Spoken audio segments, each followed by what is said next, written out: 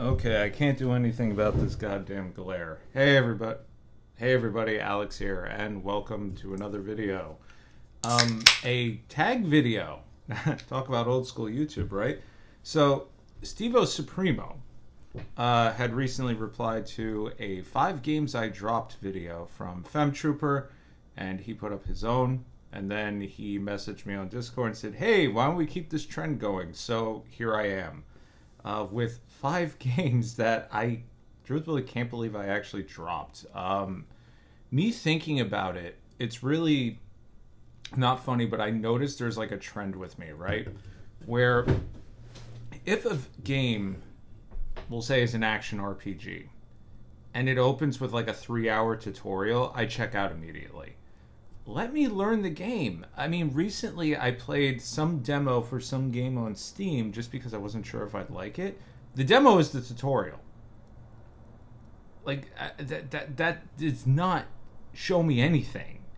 And I do feel like these days a lot of games, I mean, I get it, accessibility, trying to get people to learn their system. Some games are more complicated than others. I'm a grouchy old man at this point. But for fuck's sakes, at least give me the option to skip it. Or at least give me the option to do like a consolidated version or something. But anyway, games I dropped. So, first off, I am going to put these 2 games together and count it as one entry because I feel like it's kind of more of a mechanical thing, which is truthfully a turnoff for me at this point. And that's Sekiro and Wolong Fallen Dynasty. I love From Software. I love Team Ninja. I love the Neo games. I've finished both of the Neo games. I've finished all the Dark Souls games. I've finished Elden Ring accidentally. And I say accidentally because I literally had the game crash during the death animation of the final boss 2 or 3 times. And I just said, fuck it, I finished this game. Like, that, truthfully, is what made me really rethink how I feel about Souls games. But with these 2 entries... And this comes down to the way I play these games. I like to turtle. I like to dodge. I like to be fast. I like to have stamina. That's really where I tend to go with these sorts of games. I like to be able to perpetually be moving. These 2 games really rely more so on parrying. And I don't know about you guys. My reflexes ain't that good. As it is, I have a habit of dropping stuff on my foot all the time, even if it's like stationary on a table and it's nowhere near the edge, it will somehow find its way to my foot, and I will just not see it coming. With Wolong, I got past the first boss, which is truthfully a skill check. Basically, if you can't beat this boss, this game is going to be really hard for you. I think that's a crock of shit. It took me a while to beat that boss, and I was like, okay, I get it. It's very much like trying to get me on the parry stuff. I get it. There's a second phase. Okay, cool, I get it. But then the fight just kept going, and I was like, fuck this shit, man. I don't have time to be suffering through all these bosses if I can't even beat the first one that is technically a tutorial boss. Like, that is just a load of horse shit. That being said, I've watched gameplay of the game, and to me it looks really good. I just can't play it. And Sekiro, I played for a significant amount of time too. And I couldn't even beat one of like the what I call red eyes enemies from the Dark Souls games. I couldn't parry fast enough. I was trying to do stick and weave. It just, my brain doesn't function like that. And ultimately I dropped both of those games just because I was like, this is a testament to frustration. And this is where I say, yeah, maybe an extended tutorial would help. No, I think I just need a bigger fucking parry window. Like, that's ultimately what I need. But am I saying they should adjust these games? No, because it's a stylistic thing. And unfortunately, when it comes to stuff where it's like you have to rely on parrying, not so much good for me. Now, you may be like, what about Bloodborne? I did finish Bloodborne, but guess what? That was 30 frames per second the one time you actually want 30 frames per second because it's so slow. I honestly felt like it was easier.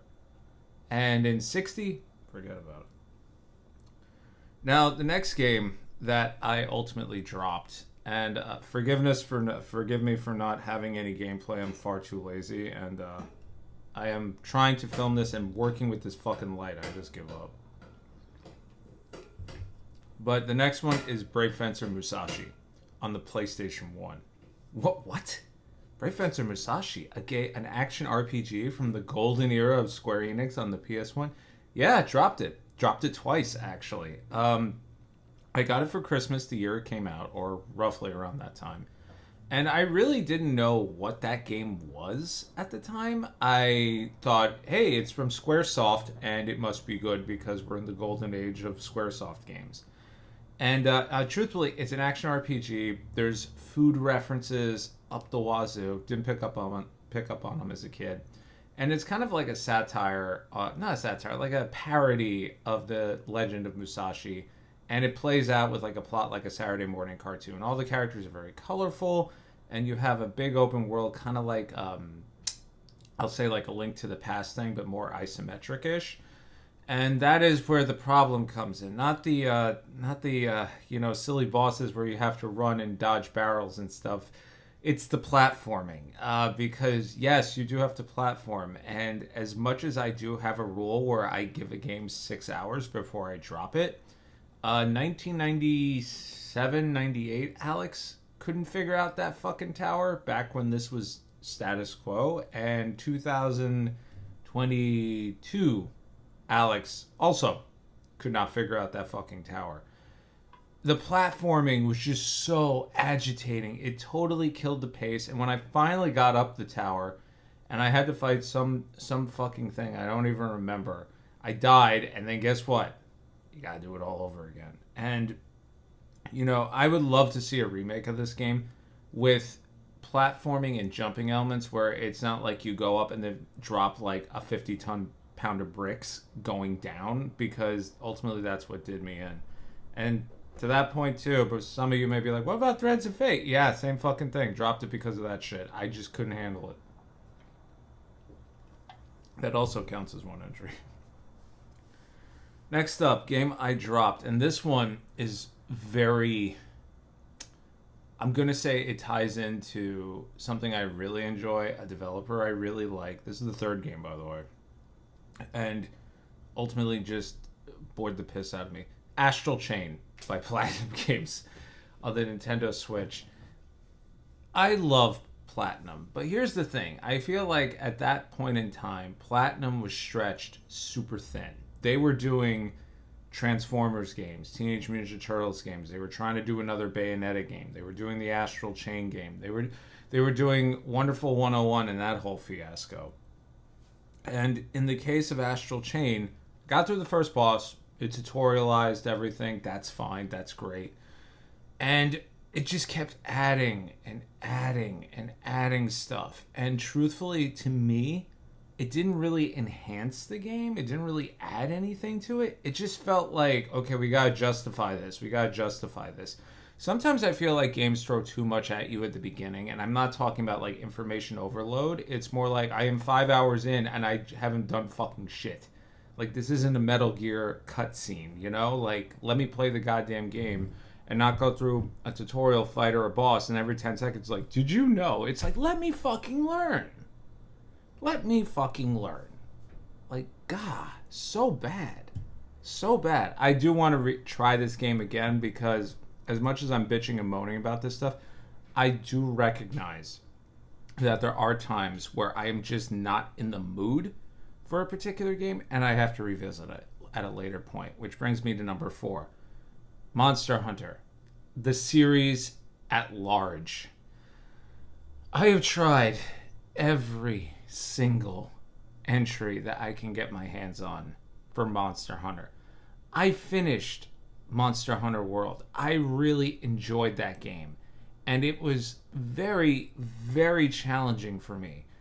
Not because of the difficulty of the bosses. They just take way too long. And to me, the pacing of them running away and hiding and sleeping and eating and shitting and all this stuff, it kills it. I want to fight the big fucking dragon. Let me fight it. I understand.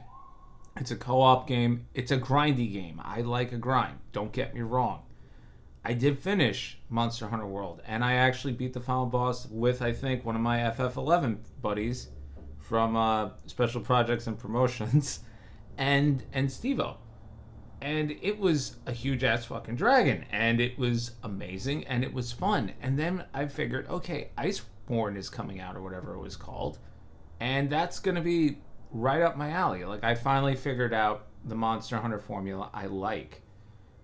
Not so much. It felt like the traditional Monster Hunter 3 Ultimate, 4 Ultimate, all that stuff to me. And I got completely turned off. As a matter of fact, I don't even think I beat the first, like, story monster. I just gave up. I was just essentially like, you know, after an hour of chasing something around that should have fucking died, it just stops being fun for me.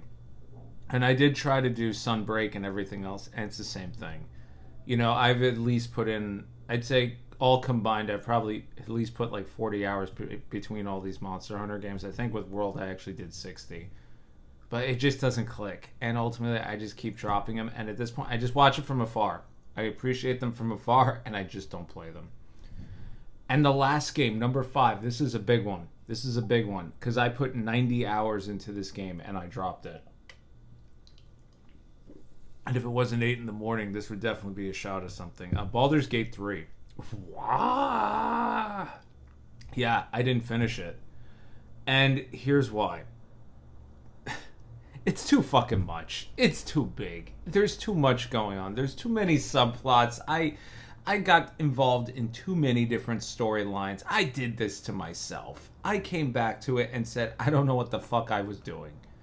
And at the time, I was playing D&D with a group online.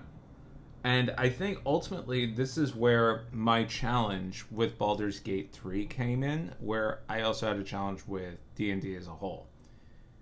It just takes too long. There is too much stuff going on. Story-wise, mechanically, it to me is not a very free-flowing thing.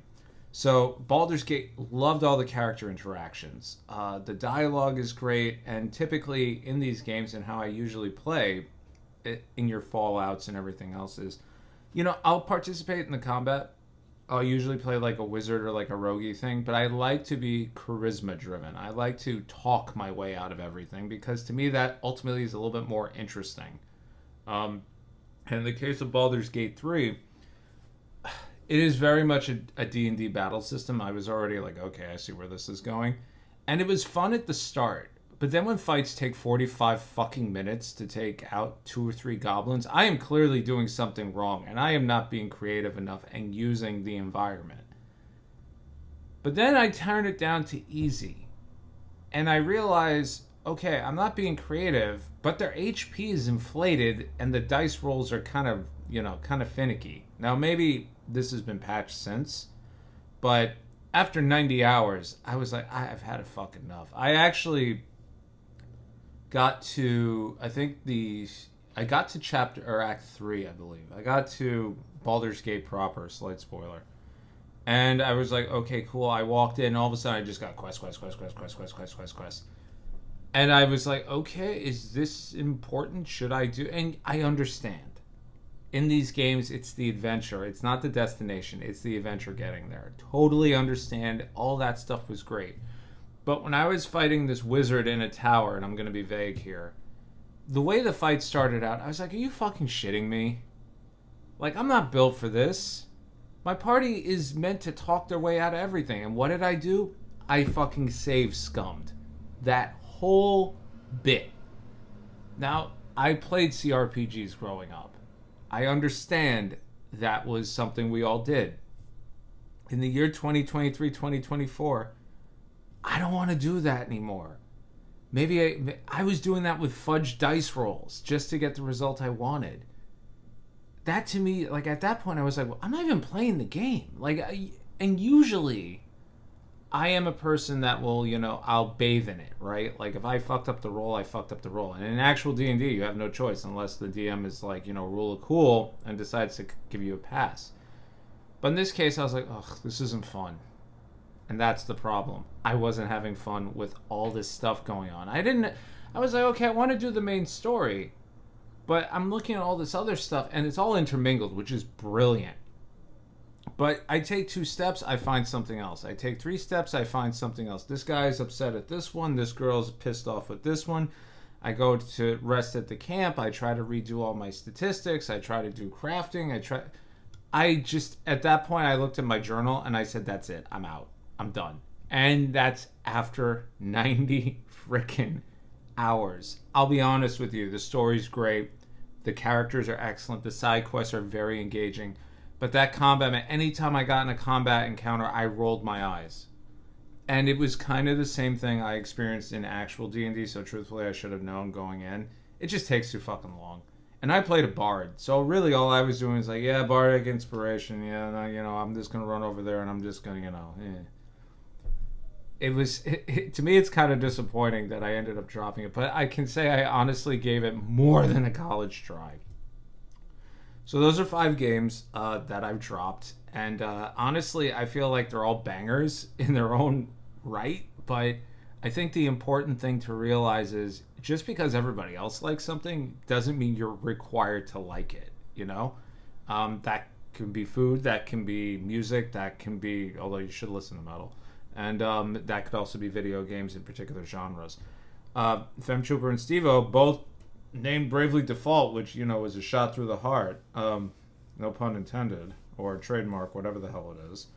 But hey, you're entitled to it. Just like I'm here to say, like, okay, great, Balers Gate got all these awards, but fuck you. Anyway, let's keep this going. So I am going to tag Emperor Fox. Let's see what he has dropped that may give him some flack in the comments. I've been Alex, and I'll see you all in the next video. Take care.